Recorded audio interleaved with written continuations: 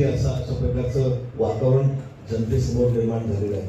म्हणून माननीय देवेंद्रजी फडणवीस साहेबांच्या नेतृत्वाखाली ही योजना अत्यंत गतीने आणि परवाही आपण आपल्याच प्रेसमध्ये तुम्ही न्यूज दिली होती. आम्ही पण परवा एका कार्यक्रमाला माननीय मुख्यमंत्री आले होते, त्यांना पण आम्ही सगळ्यांनी त्यांना निवेदन दिलं होतं की साहेब पाण्याचा प्रश्न हा जरी आपण प्रगतीपथावर असला तरी लोकांच्या मनामध्ये चलबिचल आहे की बाबा हे का लांबतंय, दरवेळेस वेगवेगळे डेट्स का मिळत आहेत, त्याचं खरं कारण आपण शोधलं पाहिजे.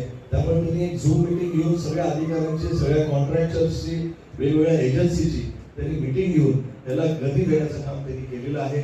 म्हणून हे जे आता सन्माननीय उद्धव ठाकरे सेनेच्या पक्षाने जी आता उद्या ते मोर्चा काढण्याचं ठरवलेलं आहे, खरं आदित्य ठाकरे यांना मी विचारू इच्छितो की आपण मंत्री असताना, आपण सरकारमध्ये असताना या योजनेसाठी आपण काय योगदान दिलंय याचं एकदा आपण तपासून पाहण्याची गरज आहे. मी पण आपल्याला विनंती करणार आहे की आपण सुद्धा हे प्रश्न त्यांना विचारावं की 2.5 वर्ष तुम्ही सरकारमध्ये असताना तुम्ही या योजनेसाठी 1 रुपया तरी दिला का?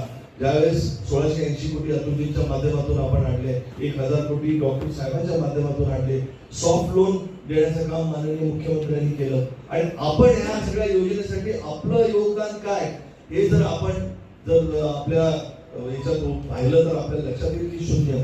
म्हणून हे आम्ही जे आजची जे पॅम्पलेट आपण वाचले असतील, लवाड लांडगड ढोंग करताय आणि पाणी मागायचं सोंग करताय, ह्या सगळ्या योजनेचा बट्टाबोळ किंवा लेट करण्याचं काम जर कोणी केलं असेल ते या शिवसेनेने केलेलं आहे.